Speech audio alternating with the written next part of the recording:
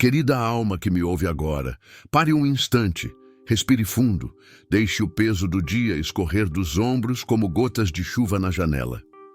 Você já sentiu assim? Acordada no meio da noite, o quarto envolto em trevas e o coração apertado por um silêncio que parece gritar? As preocupações da vida, as que vêm com os anos, como as rugas no rosto ou as marcas no peito, elas se acumulam, não é? Filhos que se foram para longe, saúde que fraqueja devagar, contas que não param de chegar ou simplesmente aquela sensação vazia de que os dias se repetem sem propósito. E aí no escuro você pergunta: Deus, onde estás? Porque o céu parece mudo para mim. Eu sei como isso dói. Já estive aí, e tantas irmãs de fé que conheço também. Aos 55, 60, 70 anos, a vida não é mais a juventude cheia de planos.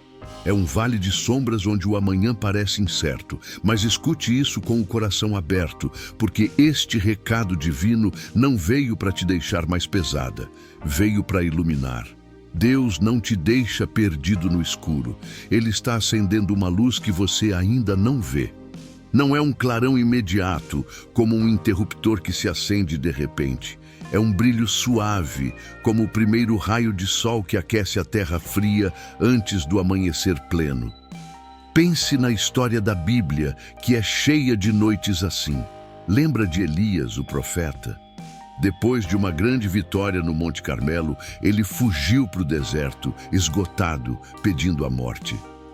Basta, Senhor, ele disse, debaixo de uma árvore solitária, no escuro da depressão. Mas Deus não veio no vento forte, nem no terremoto, nem no fogo.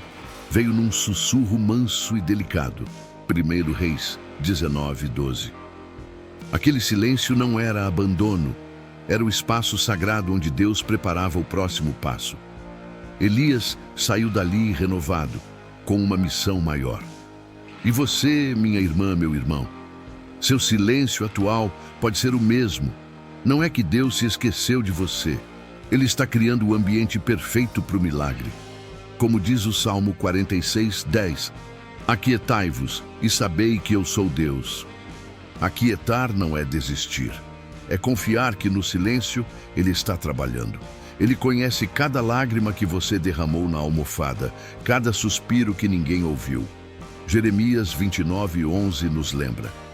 Eu é que sei que pensamentos tenho a vosso respeito, diz o Senhor. Pensamentos de paz e não de mal, para vos dar o fim que desejais.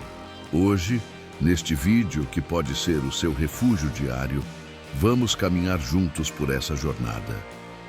Não prometo respostas mágicas ou soluções instantâneas. A fé não é mágica, é real e profunda. Mas prometo que, ao final, seu coração vai se sentir mais leve, porque vamos descobrir passo a passo como Deus transforma a escuridão em luz. Vamos explorar os vales da alma, os sinais sutis do seu cuidado, a voz do Espírito Santo no silêncio e como a esperança se torna o farol que guia até o amanhecer. Se você está ouvindo isso agora, saiba, não foi por acaso. Deus te trouxe até aqui. Talvez você tenha clicado num momento de fraqueza ou quem sabe uma amiga compartilhou. De qualquer forma, fique comigo. Deixe a palavra de Deus falar ao seu íntimo. E se uma lágrima rolar enquanto ouve, não a enxugue. Deixe que ela seja o primeiro sinal de que a luz já começou a se mexer. Vamos começar essa caminhada.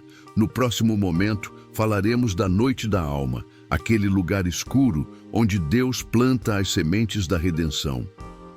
Creia, a luz está vindo e ela é mais brilhante do que qualquer escuridão que você já enfrentou. Agora que nos aquietamos juntos no silêncio, vamos entrar mais fundo nessa jornada. Fale comigo, alma querida. O que é essa noite da alma que tanto te assombra? Não é só a falta de luz externa, é aquela escuridão interna, onde as dúvidas se multiplicam como sombras na parede e o coração questiona se o sol algum dia voltará. Aos anos que carregamos, essa noite chega mais pesada. Perdas que o tempo não cura, relacionamentos que se desfazem como poeira, ou simplesmente o cansaço de lutar contra ventos que não param. Você se sente como se estivesse em um vale sem fim, onde cada passo ecoa sozinho. Mas ouça a verdade que a palavra nos revela. A noite da alma não é o fim da história, é o começo do plantio divino. Deus não cria escuridão para te destruir.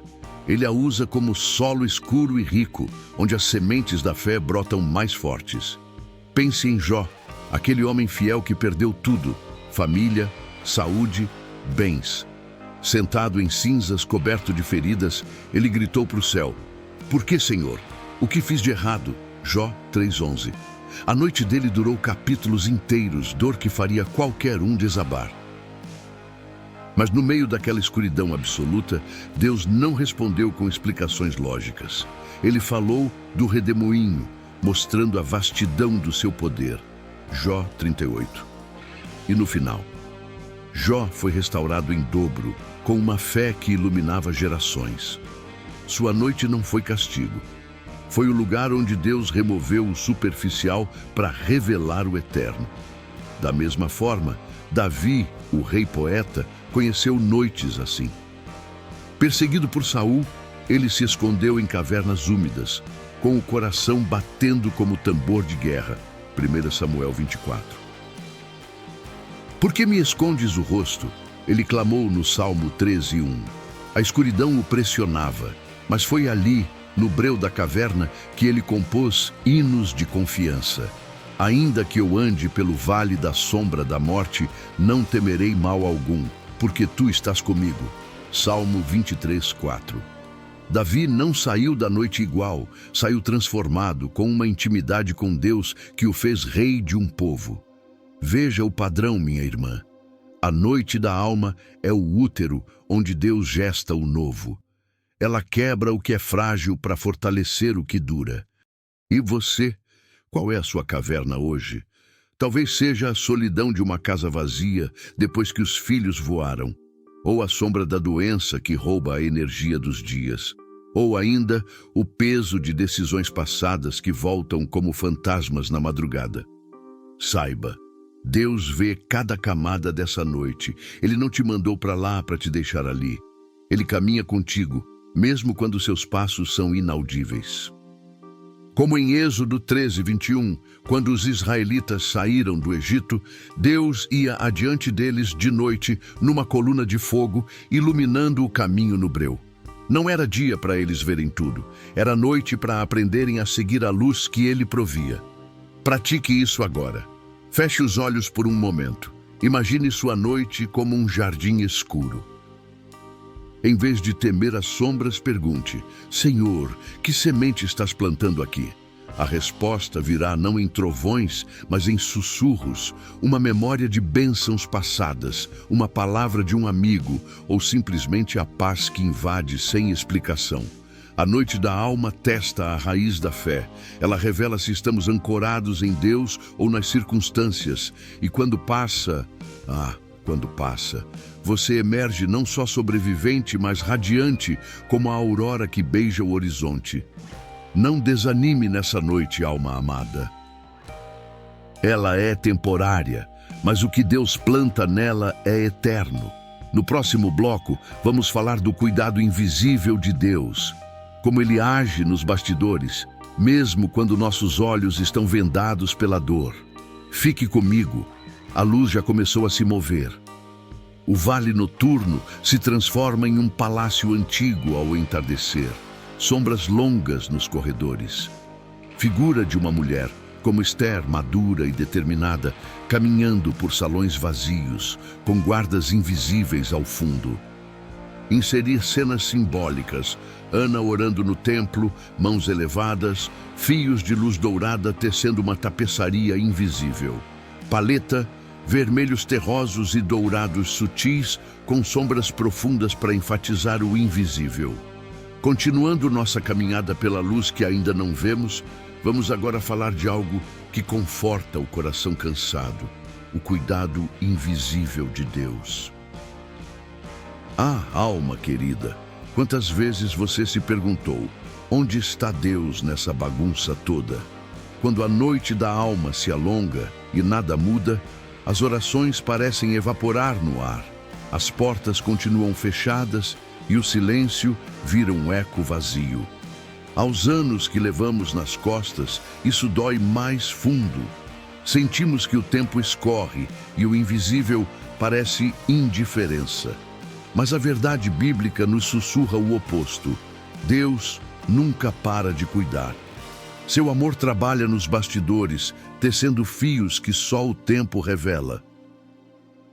Ele não é um espectador distante, é o arquiteto que constrói no oculto, protegendo, guiando, provendo onde nossos olhos vendados não alcançam. Vejamos Ester, a rainha judia em terra estrangeira. Ela não via o perigo se aproximando. Amã tramava o extermínio de seu povo, e o palácio de Susã era um ninho de intrigas. Ester 3:4. Ester estava no invisível, uma órfã elevada à rainha, mas sozinha em sua identidade secreta. Seu tio Mardoqueu a alertou. Quem sabe se não foi para um momento como este que você chegou à posição em que está? Ester 4:14. Deus não apareceu em visões grandiosas. Ele agiu através de noites de jejum, conversas sussurradas e um banquete oportuno. O cuidado invisível de Deus virou salvação para uma nação inteira e para Ester, de órfã para heroína. Sua história nos ensina: quando você se sente pequena e escondida, Deus está posicionando você para o momento exato. O que parece ausência é estratégia divina. Agora pense em Ana, a mulher estéril que chorava no templo. 1 Samuel 1. Anos de oração silenciosa, zombarias de Penina, e o sacerdote Eli a confundindo com bêbada. Seu ventre vazio era uma noite profunda, um invisível que doía na alma. Mas Deus ouvia cada lágrima, não com respostas imediatas, mas com um cuidado que se desenrolava devagar. Ana prometeu dedicar o filho a Deus. E no silêncio do templo, o Espírito moveu o coração de Eli para abençoá-la. Samuel nasceu e Ana cantou: "O meu coração se regozija no Senhor." 1 Samuel 2:1. O cuidado invisível transformou esterilidade em legado. Samuel, o profeta que ungiu reis. Veja, minha irmã, suas orações noturnas não são perdidas. Elas são sementes que Deus rega no oculto, preparando frutos que vão além do que imagina. E na sua vida, como isso se aplica? Talvez você esteja em um palácio de sombras agora, um emprego que drena, uma família que não entende sua fé, ou uma saúde que te confina ao quarto. O invisível pode parecer cruel, porque Deus não intervém já. Mas lembre de Provérbios 21:1. O coração do rei está nas mãos do Senhor. Como ribeiros de águas, ele o inclina para onde quer. Deus inclina corações, abre caminhos, fecha armadilhas, tudo sem alarde. Eu conheço uma senhora de 62 anos, viúva há 10, que orava por netos distantes. Nada mudava visivelmente, até que, num dia comum, uma carta chegou. Os netos queriam visitá-la, inspirados por uma conversa aleatória. O cuidado invisível de Deus a conectou através de milhas e anos. Pratique essa confiança hoje. Liste 3 invisíveis na sua vida. Uma preocupação sem solução, uma porta trancada, um silêncio doloroso. Entregue-os a Deus com esta oração simples: Senhor, cuida do que eu não vejo. Teu amor é maior que minhas sombras. Aos poucos você notará uma ideia que surge, uma ajuda inesperada, uma paz que não explica.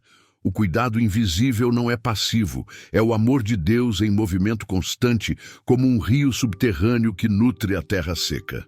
Em Salmos 139, 7 e 10, Davi declara: "Para onde me ausentarei do teu espírito? Ainda que eu me deitasse no mais profundo abismo, tu ali estás. Não há lugar onde seu cuidado não alcance. Não tema o que não vê, alma amada." O cuidado de Deus é o escudo que te guarda, o arquiteto que constrói. No próximo bloco, mergulharemos na voz no meio do silêncio. Como o Espírito Santo fala quando tudo parece mudo. Fique comigo. Cada palavra aqui é um passo para a luz. Agora que entendemos o cuidado invisível de Deus tecendo nos bastidores, vamos escutar mais de perto a voz no meio do silêncio. Alma sensível que me acompanha. Imagine isso. Você em sua casa quieta, o relógio marcando horas vazias e o mundo lá fora correndo sem você. O silêncio não é inimigo. É o palco onde Deus escolhe falar. Não com megafones ou sinais estrondosos, mas com uma voz tão delicada quanto o orvalho na manhã. Aos corações maduros como o seu, treinados pelas estações da vida, esse silêncio pode parecer vazio, mas é cheio de potencial. É onde o barulho do dia morre e a voz do Espírito Santo ganha clareza. Você já sentiu um pensamento que surge do nada, uma paz que acalma o caos interno? Isso não é coincidência. É Deus sussurrando no seu silêncio. Voltemos à Bíblia, que é um livro de vozes no deserto. Elias, o profeta valente, acabou de chamar fogo do céu no Monte Carmelo. Mas o medo de Jezabel o faz fugir para o deserto. 1 Reis 19. Exausto, ele se deita sob uma árvore e pede a morte. Já tive o suficiente, Senhor. 1 Reis 19:4. Deus o alimenta com pão e água, mas a verdadeira voz vem depois, na caverna de Horebe. Um vento forte passa, um terremoto sacode, um fogo devora, mas Deus não está neles.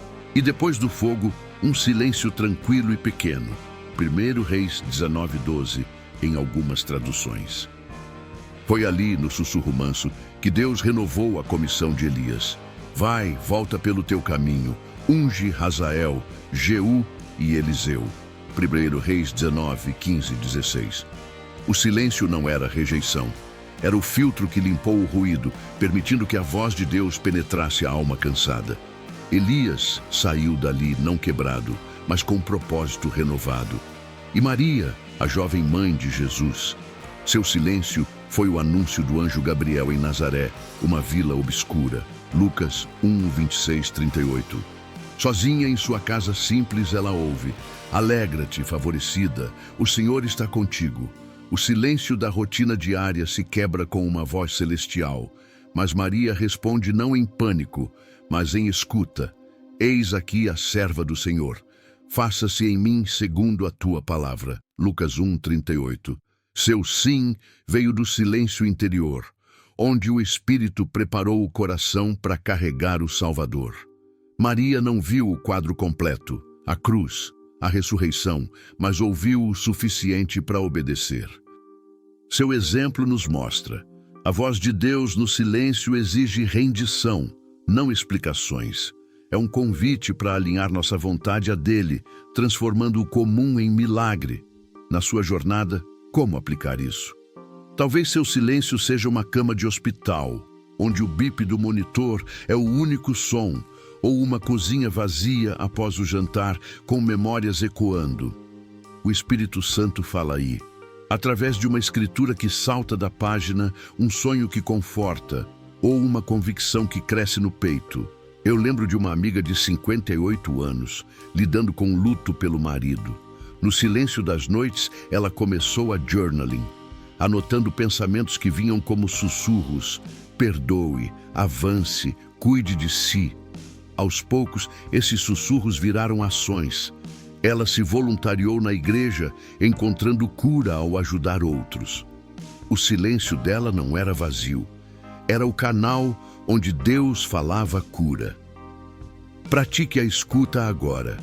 Encontre um lugar quieto hoje. Desligue o telefone, feche os olhos e pergunte: Espírito Santo, o que queres me dizer? Espere. Não force palavras, permita o sussurro.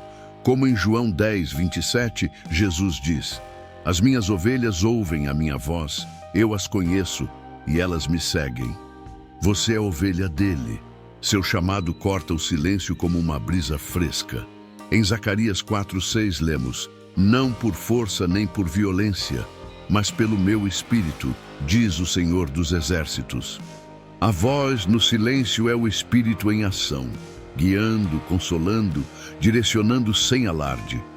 Não duvide se parecer fraca. Os sussurros de Deus movem montanhas. Com a voz de Deus sussurrando no silêncio, chegamos agora ao aprendizado na espera. Esse tempo que testa, mas também transforma.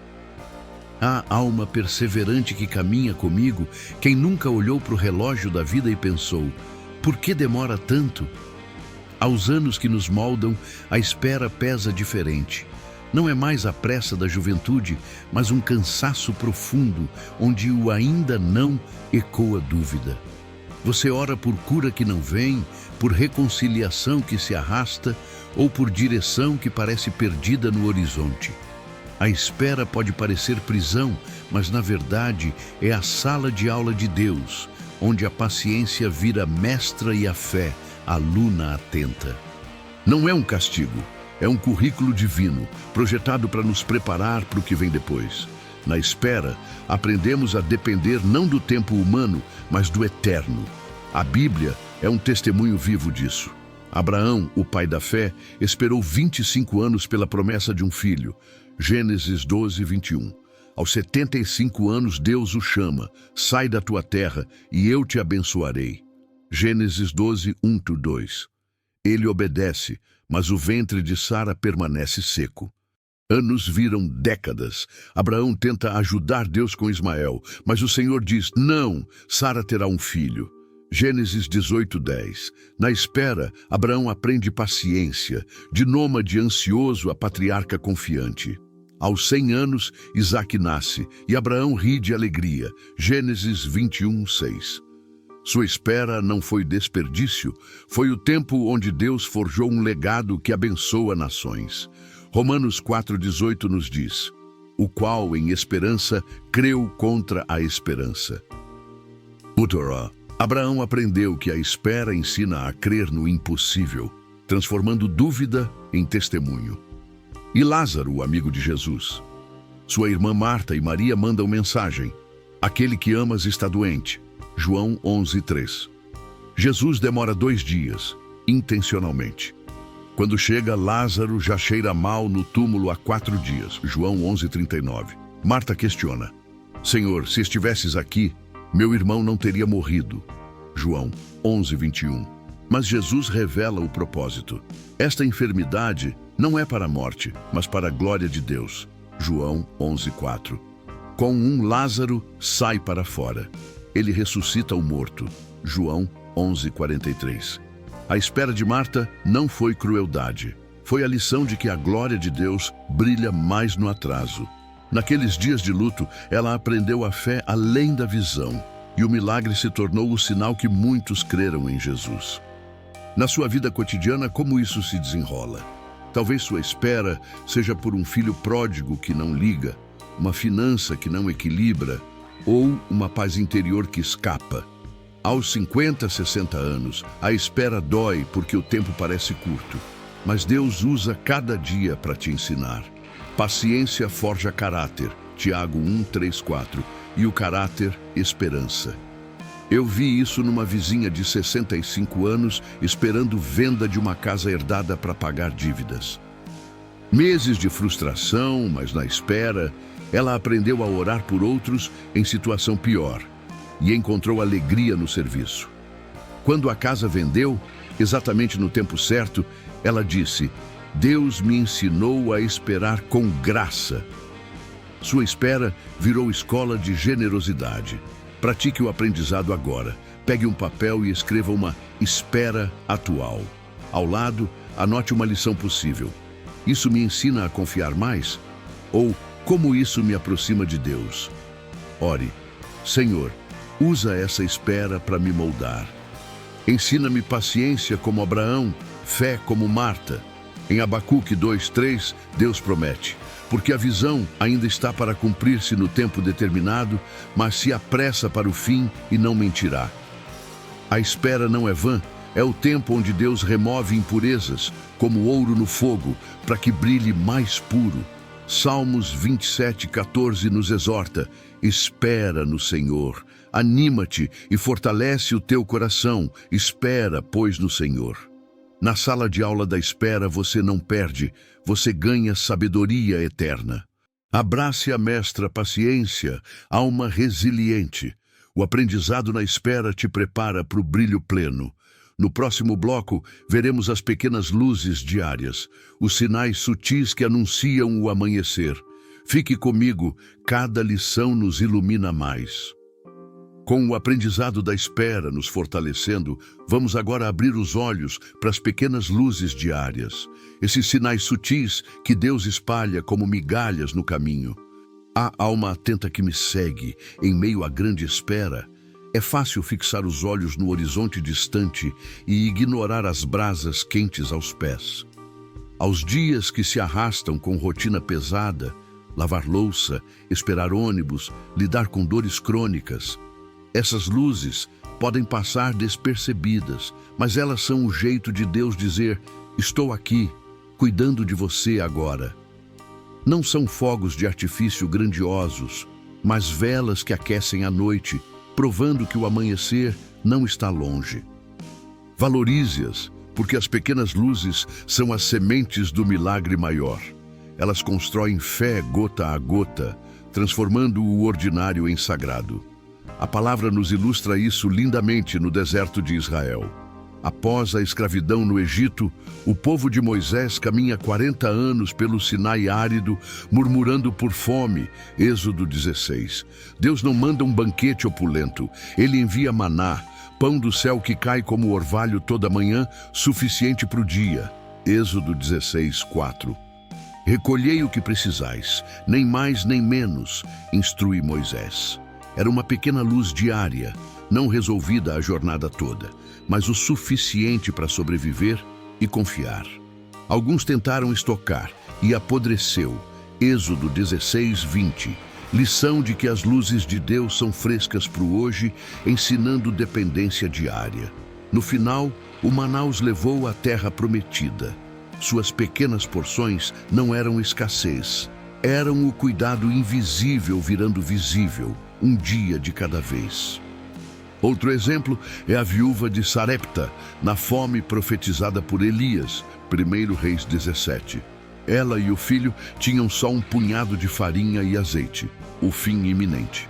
Elias pede: faça primeiro um bolo para mim, 1 Reis 17, 13. Pela obediência, o azeite e a farinha não acabam até chover de novo. Pequena luz, não um celeiro cheio, mas suprimento diário que sustentou uma família e um profeta. Deus usou o ordinário, cozinha pobre, para milagre, mostrando que suas luzes vêm em porções humildes, mas fiéis. Em Mateus 6:11, Jesus ensina: o pão nosso de cada dia nos dá hoje, não para o ano todo, mas para o agora. Uma luz que combate a ansiedade, convidando gratidão. Na sua rotina, onde encontrar essas luzes? Talvez seja o sorriso de um neto ao telefone, quebrando a solidão da tarde. Ou uma conta paga no último minuto, como maná inesperado. Ou uma palavra de encorajamento na igreja, como azeite que multiplica forças. Eu vivi isso aos 59 anos, numa fase de desemprego prolongado. Toda manhã orava por direção. E Deus mandava pequenas luzes, um café oferecido por uma vizinha, um versículo no devocional que respondia à minha dúvida exata, uma porta de freelance que se abria devagar. Não era o emprego dos sonhos de imediato, mas essas brasas me mantiveram aquecida, construindo confiança até o dia certo. Uma amiga de 67, cuidando de um esposo doente, notou luzes como uma flor que brotou na janela, símbolo de vida, ou uma música no rádio que falava ao coração. Essas pequenas não resolvem tudo, mas iluminam o suficiente para seguir. Pratique a observação agora. No fim do dia, anote 3 pequenas luzes. Algo bom que aconteceu, por menor que seja. Agradeça. Senhor, obrigado por esse maná hoje. Em Lamentações 3, 22, 23, lemos: as misericórdias do Senhor são a causa de não sermos consumidos, porque as suas misericórdias não têm fim. Novas são cada manhã. As luzes diárias são suas misericórdias frescas, não ignore-as, colete-as como tesouros. Elas combatem o desânimo, provando que Deus não te esqueceu no meio da espera.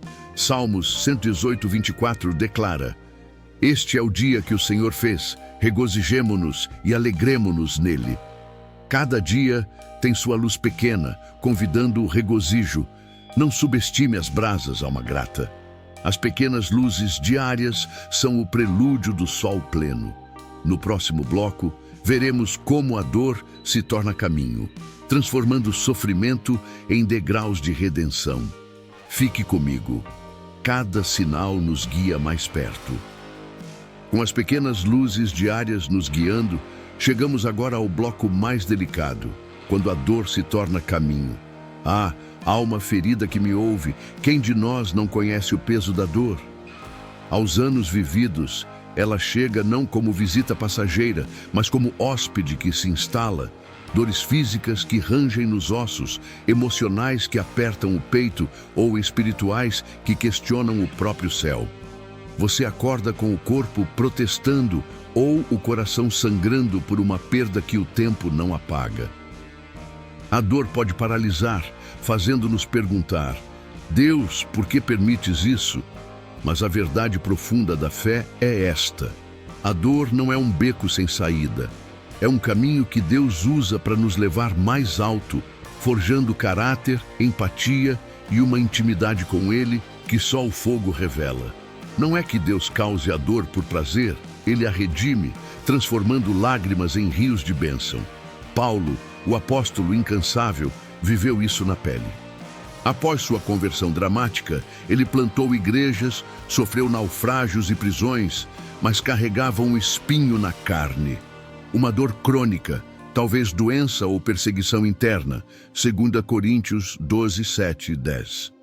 3 vezes orou para Deus removê-lo, mas a resposta veio: a minha graça te basta, porque o meu poder se aperfeiçoa na fraqueza. Paulo aprendeu que a dor era o caminho para a dependência total. Quando sou fraco, então sou forte. Sua prisão em Roma, onde a dor física e emocional o prendia, virou o berço das epístolas, Filipenses, Efésios, que iluminam milhões.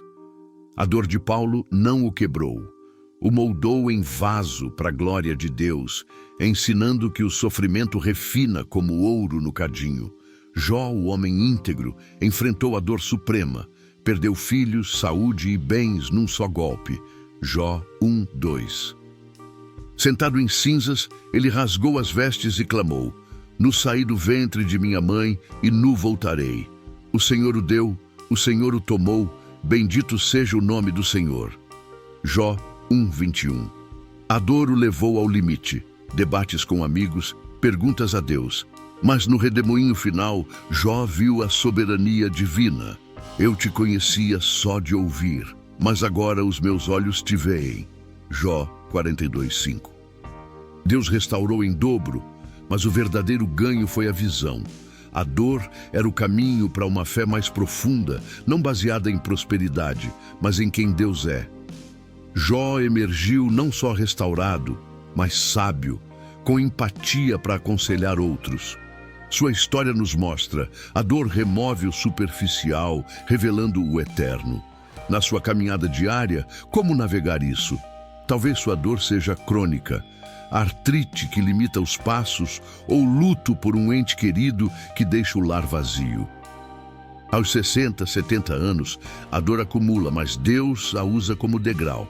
Ela te torna compassiva, como Paulo escrevendo de correntes ou Jó orando para os amigos.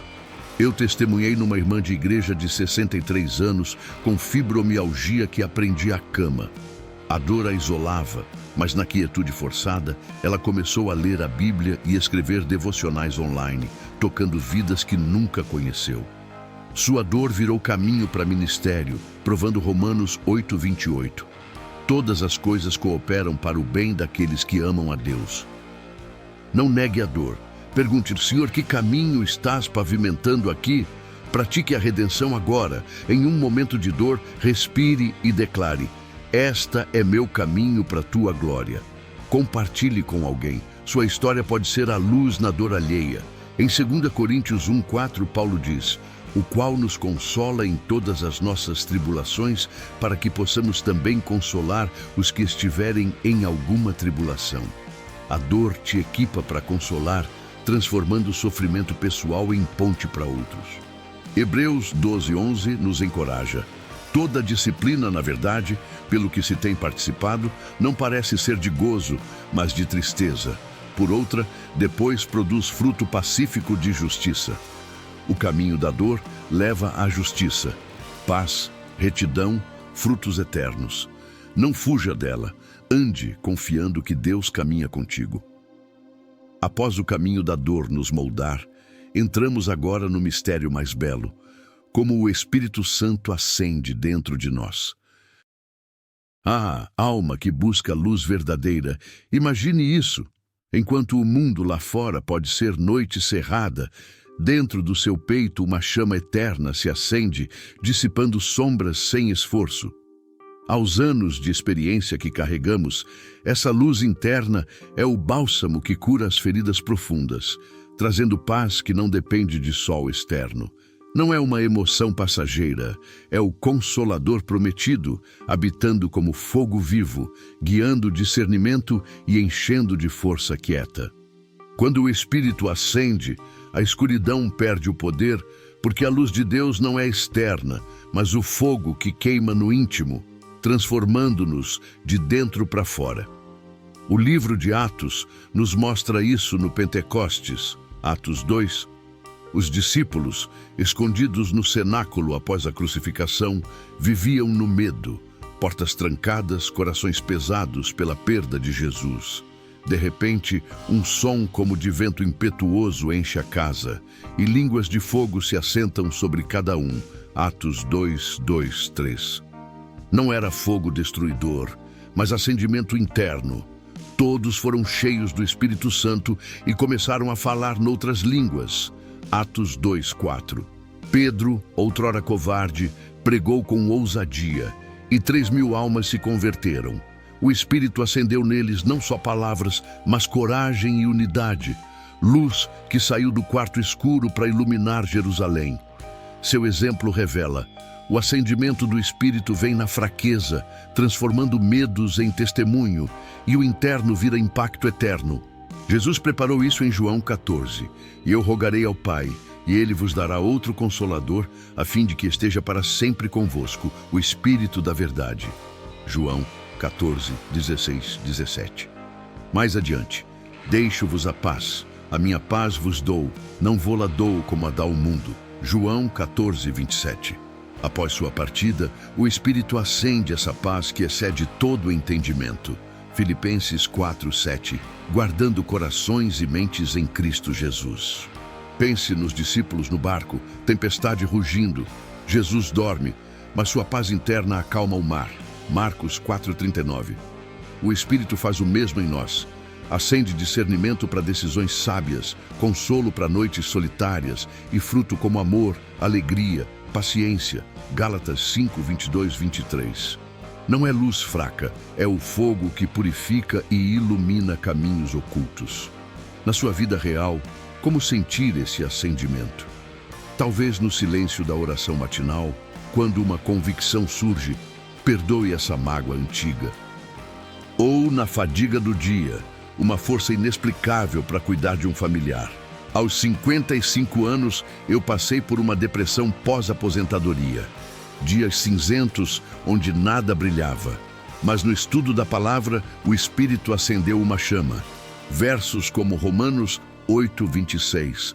O Espírito nos ajuda em nossa fraqueza, viraram âncora. Aos poucos, paz inundou. E eu comecei a mentorar mulheres mais jovens. O fogo interno me usou para acender outras. Uma ouvinte minha de 70 anos com insônia crônica orou por enchimento do Espírito. Uma noite, acordou com uma canção de louvor na mente e o sono voltou como paz profunda. O acendimento não é espetáculo, é presença constante, discernindo o certo no caos. Pratique o convite agora. Respire fundo, coloque a mão no coração e ore. Espírito Santo, acende tua luz em mim. Enche-me de paz, guia meus pensamentos, queima o que não serve. Espere, sinta o calor sutil, como brasa viva. Em Efésios 5,18, Paulo exorta: enchei-vos do Espírito, não uma vez, mas continuamente. Cante, ore, leia a palavra para avivar a chama. O Espírito acende discernimento para evitar ciladas, consolo para suportar pesos e gozo que o mundo não dá. Como em Lucas 24:32, após Jesus se revelar: não nos ardia o coração enquanto ele nos falava pelo caminho. Esse ardor interno é o sinal. Deus acendendo vida onde havia treva. Com o Espírito acendendo dentro de nós, chegamos à esperança como lâmpada. Essa luz fiel que guia os passos incertos. Ah, alma que anseia por direção, em meio à escuridão que nos cerca, a esperança não é um sonho frágil ou otimismo cego. É a âncora da alma, firme e segura. Hebreus 6,19, uma lâmpada que o Senhor coloca em nossas mãos para iluminar o próximo passo. Aos dias longos da maturidade, onde o futuro parece nebuloso, saúde incerta, planos adiados, mundo mudando rápido, a esperança brilha como farol, combatendo o desespero com promessas eternas. Ela não revela o caminho todo de uma vez, mas o suficiente para avançar, transformando trevas em trilha de fé. A esperança é o dom do Espírito, prática e poderosa, que nos faz dizer: ainda que tudo falhe, eu me alegrarei no Senhor. Abacuque, o prof, em tempos de caos, exemplifica isso vividamente. Abacuque 1:3. Seu povo enfrentava invasão babilônica, violência nas ruas, justiça pervertida, fome e exílio iminente. Abacuque clama: até quando, ó Senhor, clamarei eu, e tu não atentarás? Abacuque 1:2. Deus responde com juízo, mas o profeta não desanima. Ele sobe à torre de vigia para esperar. Abacuque 2:1. No capítulo 3, mesmo prevendo fome e pragas, ele declara: ainda que a figueira não floresça, no entanto, eu me alegrarei no Senhor, exultarei no Deus da minha salvação. Abacuque 3:17-18. Sua esperança era a lâmpada. Não negava a dor, mas iluminava além dela, ancorada na fidelidade de Deus. Abacuque desceu da torre não derrotado, mas dançando, prova de que a esperança guia através do vale, tornando o juízo em hino de vitória. O Salmo 119, o mais longo da Bíblia, é um manual de esperança como luz. O salmista perseguido e aflito afirma: lâmpada para os meus pés é a tua palavra e luz para o meu caminho. Salmo 119, 105. Em versos como 119, 25, a minha alma está pegada ao pó, vivifica-me segundo a tua palavra. Ele usa a Escritura como lâmpada diária, meditando nela para discernir o certo, achando consolo em meio à perseguição. Não era luz solar plena, mas vela suficiente para evitar tropeços. Outros três ecoam: tu és a minha esperança, ó Senhor Deus. Salmo 119, 116, mostrando que a esperança se alimenta da palavra, brilhando mais forte na adversidade. O salmista aprendeu: quando o mundo apaga as luzes, a esperança de Deus as reacende, guiando de volta ao caminho reto. Na sua jornada prática, como acender essa lâmpada? Comece com a palavra.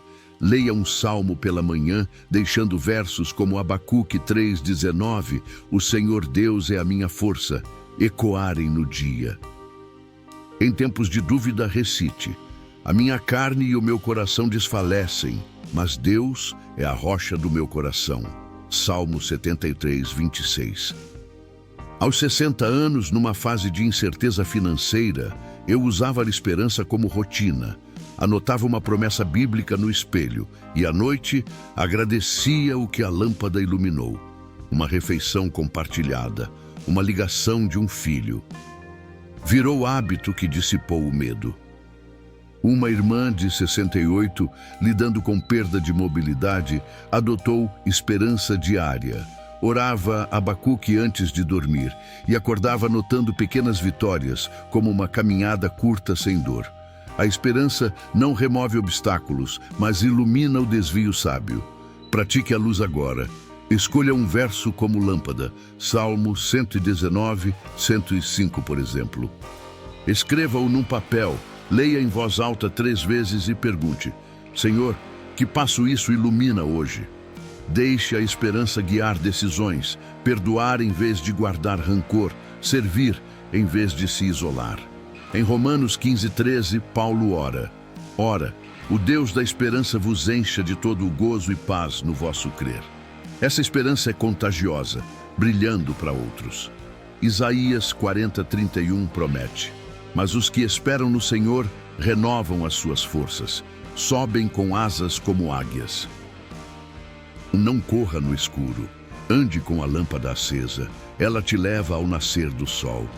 Com a esperança como lâmpada nos guiando, chegamos ao clímax dessa jornada, o nascer da resposta, quando o tempo de Deus irrompe em glória.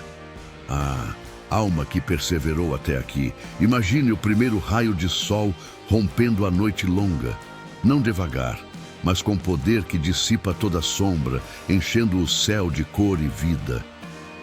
Aos corações que esperaram nas estações da maturidade, esse nascer é o momento sagrado onde as orações silenciosas viram canções e o invisível se torna visível em abundância. Não é sorte ou coincidência, é o cumprimento fiel de Deus, que honra a paciência com respostas que superam o pedido. O nascer da resposta não só resolve, multiplica, abençoa gerações e transforma o vale em monte de testemunho.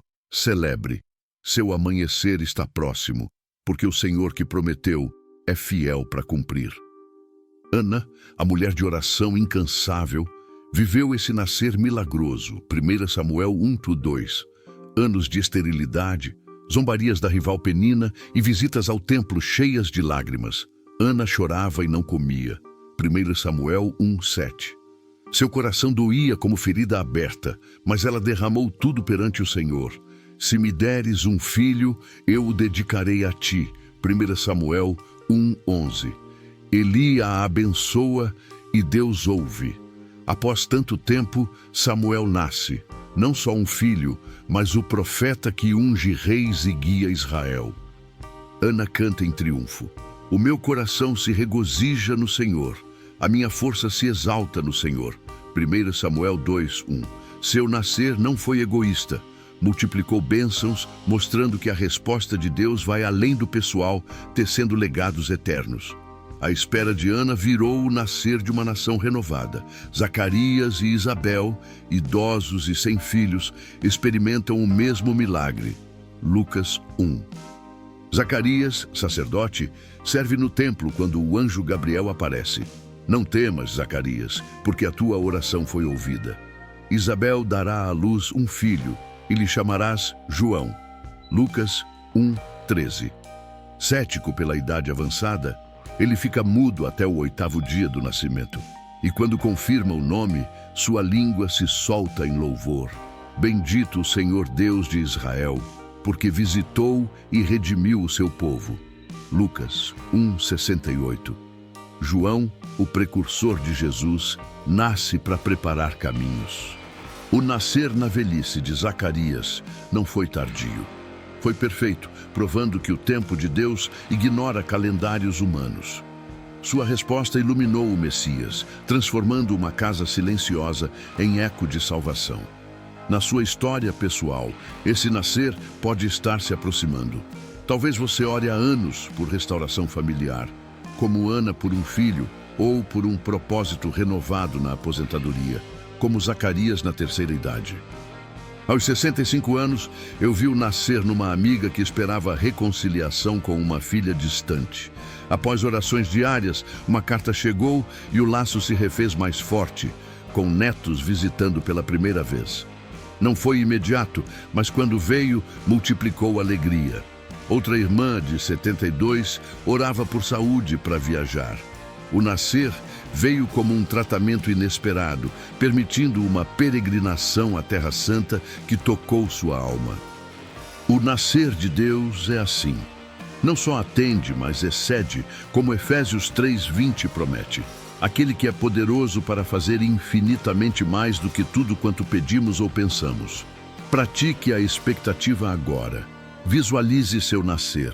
O que você ora há tanto? Declare: Senhor, eu creio no teu tempo perfeito, que o nascer da tua resposta me encha de louvor como Ana e Zacarias. Anote promessas passadas cumpridas para fortalecer a fé. Em Isaías 43:19, Deus diz: Eis que faço uma coisa nova, agora sairá à luz. Porventura não a sabereis? O nascer sai à luz quando estamos prontos, não para a glória nossa, mas dele. Miqueias 7:8 nos anima. Não te alegres da minha aflição, ó inimiga minha, pois ainda que eu caia, levantarei. Ainda que eu esteja em trevas, o Senhor é a minha luz. Seu nascer virá, e com ele uma dança de gratidão que ecoa para sempre. Com o nascer da resposta nos enchendo de glória, chegamos ao propósito que multiplica tudo, o testemunho que ilumina outros. Ah, alma transformada que chegou até aqui, pense nisso.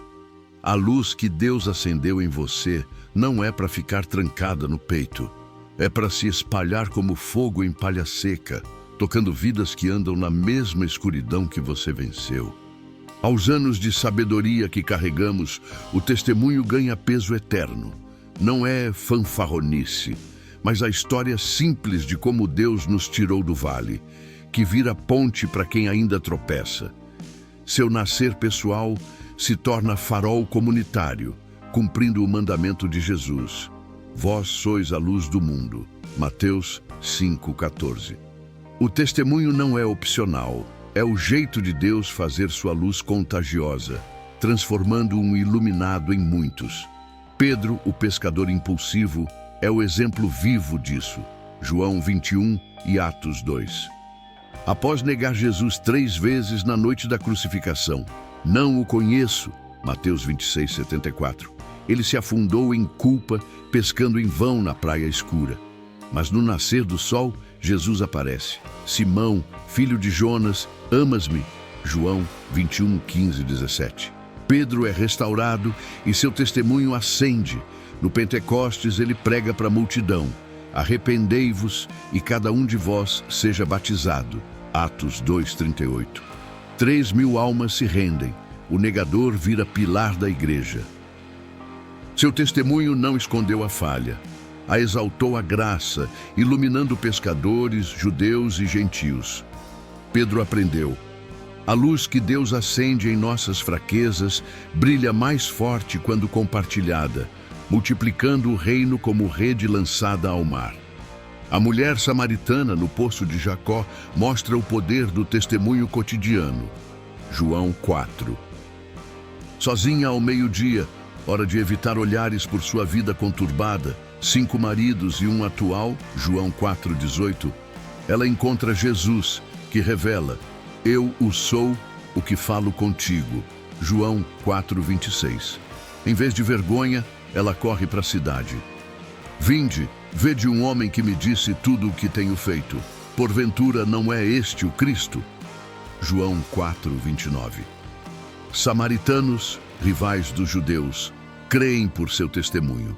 Muitos mais pelo próprio Jesus, mas ela foi a faísca. Uma mulher marginalizada iluminou uma vila inteira, provando que o testemunho não precisa de teologia. Basta a história honesta de encontro com Deus. Seu nascer pessoal virou colheita comunitária. Na sua esfera de influência, como acender outros. Talvez contando numa roda de oração da igreja como Deus curou sua solidão, ou compartilhando com uma vizinha de 50 anos o verso que te guiou na espera. Aos 62, eu testemunhei numa reunião de mulheres. Falei da minha noite da alma, com perda de emprego, e como o Espírito acendeu paz. Uma delas, lutando com depressão, me procurou depois.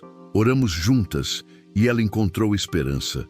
Seu testemunho multiplicou. Ela contou para filhas e o ciclo continuou. Outra de 75 anos, após o nascer de uma saúde restaurada, começou um grupo de leitura bíblica no asilo.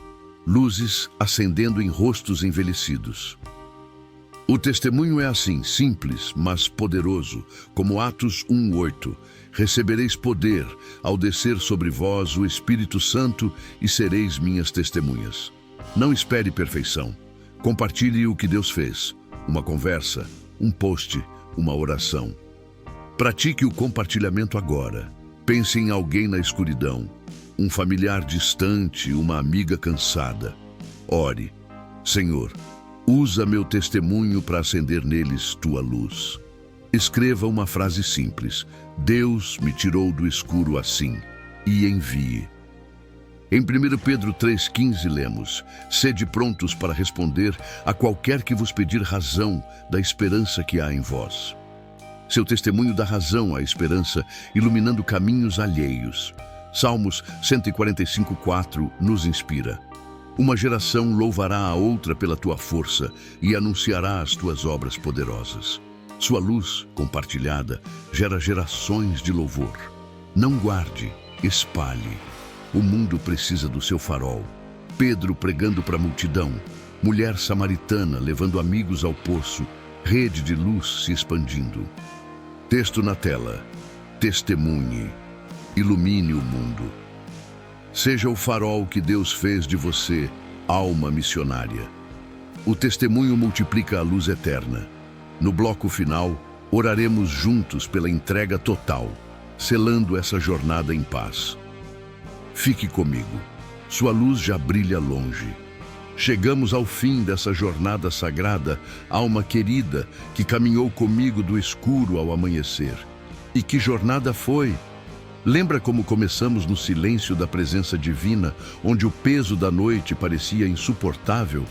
Passamos pela noite da alma, onde Deus planta sementes, pelo cuidado invisível que tece nos bastidores, pela voz do Espírito sussurrando na quietude, pelo aprendizado na espera que forja paciência, pelas pequenas luzes diárias que aquecem o coração, pela dor que vira caminho de redenção, pelo acendimento interno do Consolador, pela esperança como lâmpada guiadora, pelo nascer glorioso da resposta e pelo testemunho que ilumina outros. Cada bloco foi um passo, não para te sobrecarregar, mas para te revelar. Deus nunca te deixou perdido no escuro. Ele estava e está, acendendo a luz que você ainda não via, transformando trevas em testemunho eterno. Aos anos que nos deram sabedoria e cicatrizes, essa verdade ressoa mais fundo. A vida madura não é fim de lutas, mas de vitórias mais profundas. Você, que talvez ouvisse isso numa manhã solitária ou noite insone, saiba, o que Deus começou em você, Ele completará. Filipenses 1:6. Não saia daqui com o fardo igual, saia com o coração mais leve, olhos abertos para as luzes sutis e boca pronta para o testemunho. O título deste recado divino não era exagero. Deus não te deixa perdido no escuro. Ele está acendendo a luz que você ainda não vê. Creia nisso como âncora e viva como luz para os que te cercam. Agora, para selar essa jornada, vamos orar juntos. Feche os olhos, respire fundo e junte sua voz à minha em espírito. Esta oração é para entrega total, para que a luz de Deus se fixe em você para sempre. Repita em silêncio ou em voz alta se puder. Sinta o Espírito selando cada palavra. Senhor Jesus, nosso Deus de luz eterna, obrigado por esta jornada que nos trouxe do escuro ao teu brilho. Tu, que és a luz do mundo, João 8:12, e que nos chamas a ser luz também, perdoa nossas dúvidas e medos que nos prenderam na sombra. Acende em nós, Espírito Santo, a chama que nunca se apaga, a paz que guarda o coração, o discernimento que guia os passos, a esperança que ilumina o caminho. Transforma nossas noites em sementes de redenção, nosso silêncio em escuta tua, nossa espera em paciência frutífera, nossa dor em degraus de glória. Obrigado pelas pequenas luzes diárias que provam teu cuidado, pelo nascer das respostas que superam nossas orações e pelo testemunho que nos faz teus embaixadores. Hoje, nos entrego totalmente a ti, nossos planos, dores, alegrias, o amanhã incerto. Remove o que nos pesa, enche o que está vazio e usa-nos para acender outros. Que nossa vida seja hino vivo. Ainda que eu ande pelo vale da sombra, não temerei. Salmo 23:4, porque tu és conosco.